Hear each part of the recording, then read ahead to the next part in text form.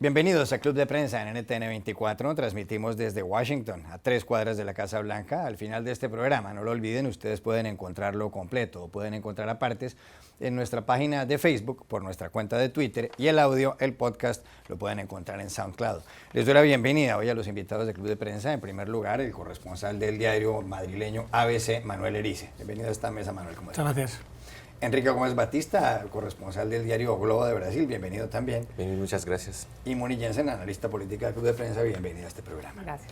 Y quiero empezar justamente con usted, Moni, porque como consecuencia de la masacre, de la matanza que tuvo lugar en la madrugada del domingo en el club gay Pulse en Orlando, en la Florida, donde hubo 50 muertos y más de 50 heridos, alrededor de 60 heridos, pues se han venido discutiendo los efectos políticos, más allá por supuesto del drama para las víctimas y para las familias, los efectos políticos que esto puede tener en la campaña presidencial aquí en Estados Unidos, en donde los comicios se llevarán a cabo el 8 de noviembre y donde los virtuales candidatos son Donald Trump por el Partido Republicano y Hillary Clinton por el Partido Demócrata. Hay un artículo publicado en el New York Times escrito por Nate Cohn, que dice que el señor Trump, en primer lugar, aquí va a tener el respaldo de un porcentaje muy importante de los republicanos, porque, por ejemplo, para el 75% de los votantes conservadores republicanos, la Asociación Nacional del Rifle tiene una buena imagen. Para el 74% de los votantes republicanos, prevalece el derecho a las armas, al porte de armas, sobre el control al armamento que puedan tener los ciudadanos. Pero además dice el artículo que hay ciertos sectores del Partido Demócrata, sobre todo no muy educados, los que no tienen títulos universitarios, que también son partidarios del porte de armas que está contemplado y autorizado por la segunda enmienda aquí en Estados Unidos, un país donde hay 315 millones de habitantes y alrededor de 300 millones de armas. ¿Favorece a Trump todo esto? Favorece a los votantes, a Trump frente a su propio público, frente a los votantes que ya de todas maneras están muy entusiasmados con la campaña que él ha librado. No creo que favorezca a la totalidad de la población americana lo que él está diciendo. No creo que estén de acuerdo con lo que dice Trump. Y si uno analiza las reacciones de los dos candidatos, son reacciones que en cierta forma son muy distintas, pero se espera más o menos algo similar o algo de este estilo de cada uno de los candidatos. Trump salió a escribir y hablar antes de pensar. Él lo que domina su campaña es la intención de ser el protagonista del ciclo de noticias y lo fue y lo está haciendo. Ya sea porque se confunde con el nombre o con el país de origen del terrorista, donde dice que él es de Afgán en vez de Afganistán, o ya sea porque critica a Obama y lo trata de vincular con los hechos. Mientras que Hillary, muy a estilo Hillary, se centra en los hechos, en el debate central del porte de armas, en el debate sobre el terrorismo, en el debate sobre los derechos de la población gay. Cada uno está hablándole a sus propios votantes. Justamente la semana pasada habían salido unas encuestas donde aparece una brecha más grande entre Hillary y Trump, donde Hillary está dominando las encuestas un poquito. No sé qué va a pasar las próximas semanas. Generalmente estos hechos donde se fomenta el miedo y la paranoia le han favorecido a Trump, como sucedió con San Bernardino, y donde él subió en las encuestas por sus declaraciones incendiarias. En este momento de la campaña, donde ya no están en primarias, donde ya estamos en la recta final, faltará ver, y lo sabremos en pocos días, si los votantes quieren oír una reacción enérgica y responsable y unas declaraciones basadas en el miedo, o si quieren un gobernante sensato, mesurado, que tampoco dice nada novedoso ni nada que llame la atención. Sí me llamó la atención un artículo en Vox, en la publicación Vox, que dice que en Estados Unidos el debate sobre el porte de armas va a cambiar en el momento donde haya un vínculo entre el porte de armas y el terrorismo, y no necesariamente donde haya un vínculo entre el porte de armas y la libertad, y que este hecho, donde hay tantas aristas en el perfil del asesino, puede ser el momento en el cual se amarre esa causalidad entre el porte de armas y el terrorismo, y que los americanos están dispuestos a ceder sus derechos para combatir el terrorismo, y el caso perfecto es los aeropuertos, donde uno se quita los zapatos y entrega sus cosas y no lleva ciertos artículos en el equipaje de mano. Entonces, quizás esto sirva de alguna manera para tratar de hacer ese vínculo entre a más armas, más terrorismo, para que la población completa, entera, trate de alguna manera de controlar el porte de armas. Enrique Gómez Batista.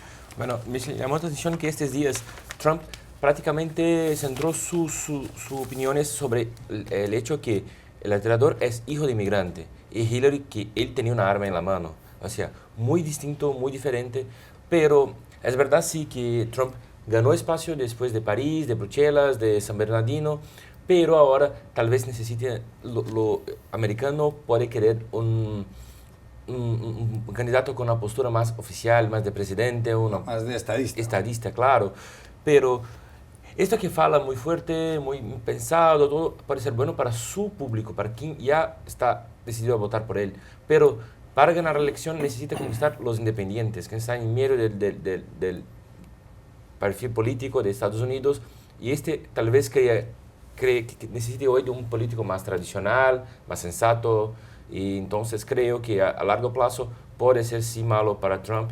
Además, se queda cada vez más cierto que no fue tanto un acto de terrorismo internacional, pero más tal vez por motivaciones personales del alterador, con sus problemas, sus retos sobre homosexuales, y eso entonces será más malo aún para Trump. A propósito de Trump, ayer le prohibió, les canceló las credenciales para cubrir la campaña que está llevando adelante a los periodistas del diario The Washington Post. Ya lo ha hecho con otros medios de comunicación, como político, como Mother Jones, un medio de izquierda, como el Des Moines Register, un periódico muy conocido, como The Daily Beast y como el Huffington Post. ¿Favorece a Trump lo que está pasando o no lo favorece? Bueno, yo la verdad que hay que ser un poco prudente porque es difícil saberlo, sobre todo por una cuestión, porque esta elección presidencial probablemente es la primera que se produce en unas características que son que hay un candidato, digamos, no del establishment, sino de la política, de la antipolítica o que viene de fuera de la política, frente a un candidato del establishment. Claro, si tenemos en cuenta que esta elección se va a debatir en qué peso o qué fuerza tiene más el hecho de no ser político o ser político, para mí esa es la clave, pues como no tenemos antecedentes científicos para poder analizar de manera clásica, es difícil saberlo, ¿no? Yo quiero pensar que no le beneficia ese discurso populista, racista, xenófobo, porque claro, aquí hablamos de varios elementos a la vez. Por un lado está en lo único que yo creo que Trump puede tener un punto de razón, creo que es lo único, cuando él insiste en llamarle terrorismo radical islamista, porque yo creo que hay una base de fondo, un trasfondo que tiene que ver con una parte del Islam que es radical, es evidente, a mi juicio. Pero claro, eso no justifica ya no solo el discurso populista, sino el hecho de que uno pida cerrar la frontera a los musulmanes o el hecho de que alguien muestre un comportamiento xenófobo como está haciendo Trump en una espiral peligrosísima, a mi juicio, para este país, sobre todo si acaba ganando esa propuesta política. Entonces yo creo que es muy difícil saber si le beneficia o no. Creo que estoy de acuerdo con lo que se ha dicho, que efectivamente en unas primarias republicanas, como se ha demostrado, le ha beneficiado un discurso radical, pero yo, insisto, quiero pensar que en una elección presidencial donde vota todo el mundo, todos los espectros, y además vota el independiente y vota el moderado, yo espero que eso no le beneficie, pero insisto también que es muy peligroso un señor que ahora mismo es candidato por el Partido Republicano, que esté utilizando el terrorismo, ya no solamente utilizarlo políticamente, sino para lanzar mensajes xenófobos y para enfrentar a la gente. Siempre se ha dicho que cuando hay una amenaza, alta amenaza terrorista o cuando hay atentados, digamos que hay un sector de la población que escucha y atiende ese mensaje que es contrario, excluyente con respecto a personas de otra raza, de otro credo, y en ese sentido parece peligrosísimo, insisto. Quiero pensar que eso no le beneficia y que por tanto no le va a llevar a buen puerto. Hay otro asunto a propósito de esto del porte de armas en Estados Unidos y de la cantidad de muertos que produce ese porte de armas. En el año 2014, el número de homicidios como consecuencia de disparos de arma de fuego fue de 8.124 en este país, que repito, tiene alrededor de 315 millones de habitantes. Eso quiere decir que en Estados Unidos hay 31 muertos por cada millón, 31 personas que mueren como consecuencia de disparos de arma de fuego por cada millón de habitantes, o sea 27 homicidios al día como consecuencia de eso. Hay unos datos que publica el New York Times que son sorprendentes y hace comparaciones con algunos países europeos y de otras zonas del mundo. Por ejemplo, en Alemania, en Holanda y en Austria, el número de muertos por arma de fuego es de 2 por cada millón de habitantes. Como consecuencia, repito, de disparos de arma de fuego. Ese es el mismo número de muertos que hay en Estados Unidos por objetos que caen de un avión. Esto suena realmente ridículo. Por otro lado, en Polonia, Inglaterra, muere una persona por cada 1.000.000 de habitantes como consecuencia de disparos de armas de fuego, y eso equivale en Estados Unidos al número de personas que pierden la vida en accidentes al caerse de una escalera en zonas agrícolas. ¿Qué lectura le da usted a este tipo de estadísticas? Bueno, eso es muy raro para nosotros que somos de Latinoamérica, porque sabemos que la violencia en nuestros países es más por la cuestión social, por los crímenes. Acá las personas se mueren por problemas de odio, de pasión o de intolerancia. Y esto es un poco raro porque acá se puede comprar, por ejemplo, la arma que ha utilizado una AR-15, que mata muy rápido, por menos de $500. Y desde hace 5 años se vendieron 1.500.000 AR-15 acá en Estados Unidos. Es un absurdo. Teóricamente se dice que es para defensa personal, para caza, pero sabemos que no, que esto es lo peor que puede acontecer en un país. Tener un discurso de odio muy fuerte y armas a la mano. Munillense. Este es un país que está enamorado de la guerra.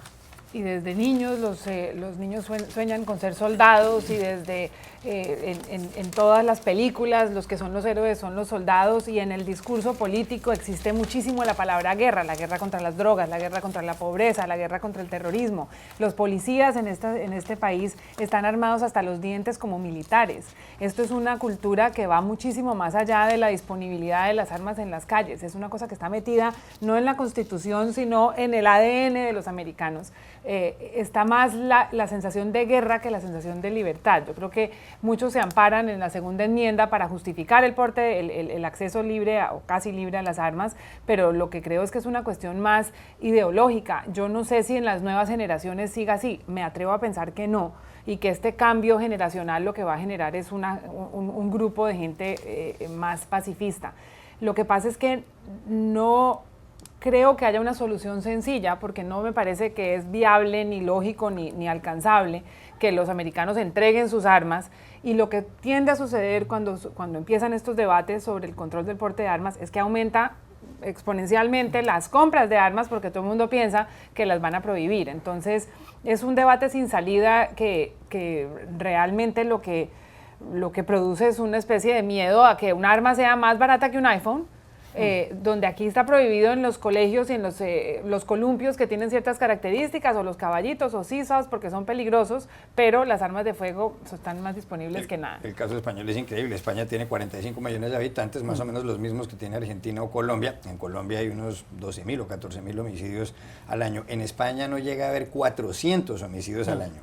Lo que sugiere aquí, por ejemplo, este artículo del diario The New York Times, es que el número de muertos que hay en España como consecuencia de disparos de arma de fuego son el número de muertos que hay aquí en Estados Unidos por ahorcamiento, bueno, por excesivo calor, la gente que se muere por calor, una cosa insólita. Bueno, yo creo que en España lo que es, efectivamente el índice de criminalidad es muy bajo.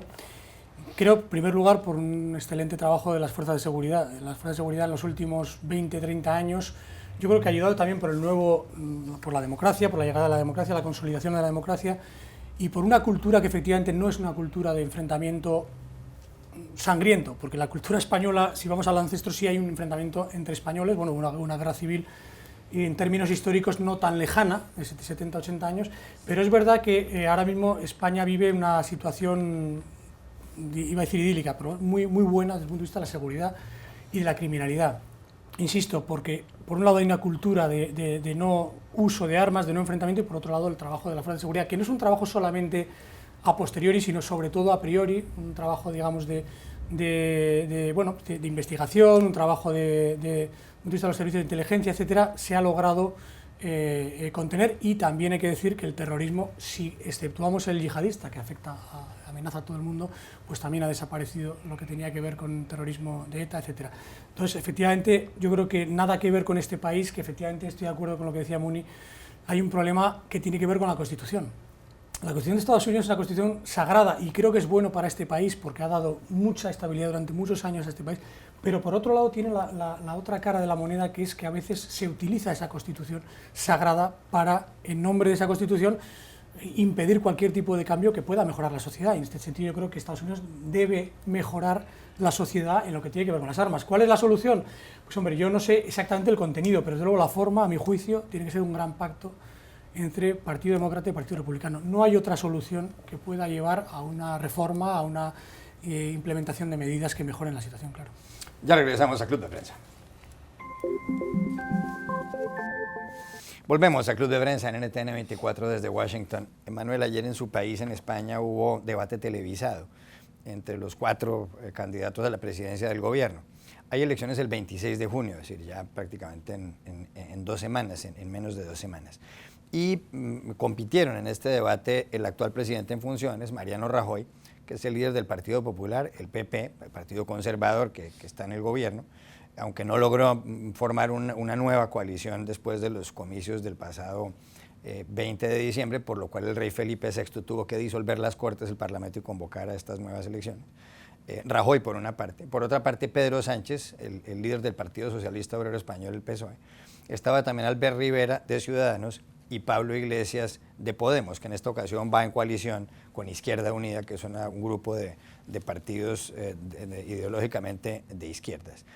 ¿Quién cree usted que ganó este debate? Entre otras cosas, en España hay un 30% de indecisos según los sondeos. Bueno, a mí me parece que el debate tenía que perder en este caso era el presidente del gobierno, que es el que expone, viene, digamos, es candidato, repite como candidato y aspira a gobernar, y además con un desgaste político extraordinario, como ha ocurrido con todos los países europeos donde ha habido una crisis económica y social brutal. Y bueno, pues no pareció que ese desgaste lo acusara en el debate. Yo creo que salió indemne, creo que le salió un debate bastante positivo en el sentido de que podía perder mucho y yo creo que no perdió prácticamente nada. Y yo creo que hubo, quizá a mi juicio, el más derrotado fue Pedro Sánchez del Partido Socialista, pero porque la sensación que a mí me dio es que hay una nueva situación en la que el Partido Socialista no parece que esté o que tenga un hueco político tan claro como lo había tenido tradicionalmente. Lo que está ocurriendo es que había 2 partidos mayoritarios, centro-derecha y centro-izquierda, y se han incorporado 2 partidos nuevos, de nuevo cuño, uno, digamos, de centro-derecha, que puede ser Ciudadanos, y otro de izquierdas, más radical, que es Podemos, que a mi juicio lo que están haciendo es quitarle espacio al Partido Socialista, y el gran reto que tiene el Partido Socialista ahora mismo es no quedar relegado al tercer lugar, que sería históricamente sería un gran varapalo y una gran encrucijada para su propia existencia. En este caso Podemos es la gran amenaza.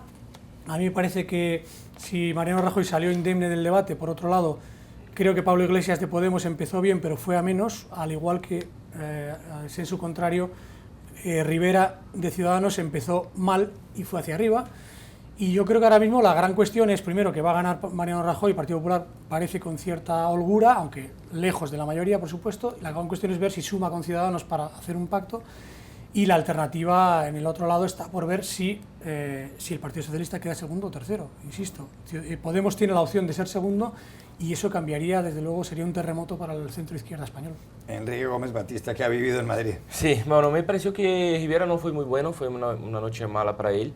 Pero para nosotros que vimos, parece que los candidatos no crearon puentes, o sea, tal vez repite lo mismo problema que ha habido en el pasado. Nadie tendrá la mayoría para formar un gobierno y no hay puentes para crear un gobierno, una solución. O sea, es una cosa increíble que tal vez repite los mismos errores del pasado, tal vez con unos puntos a más o a menos para cada agremiación política, pero no cambia esencialmente el drama político que vive España hace meses. Bonilla. Visto desde afuera, me parece que empezó el debate, estaban todos contra Rajoy y se defendió, con lo cual si no se vio muy lastimado, digamos que podría haber triunfado.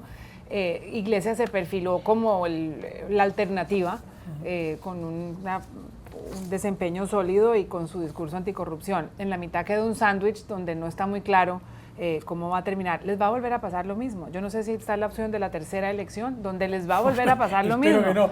Pero lo llamativo es que uno sienta 4 españoles en un café y los 4 piensan diferente, y por otro lado es un país que parece incapaz de hacer coaliciones. El único que ha hecho una coalición es Podemos con Izquierda Unida. De resto se sientan y conversan y no llegan a ninguna conclusión. No conozco ningún país, hasta Hillary Clinton y Bernie Sanders se van a sentar a la mesa a tratar de sacar adelante. En Bélgica hubo más de 500 días sin gobierno. En Bélgica. En Bélgica, sí. Hay otros ejemplos donde las coaliciones, desde Israel hasta Colombia, y donde hasta los venezolanos se han unido en la mesa de unidad. Tiene toda la razón Muni, y además, yo lo primero que quiero decir es que España no se puede permitir otra vez ir a las urnas. Yo creo que va a haber gobierno.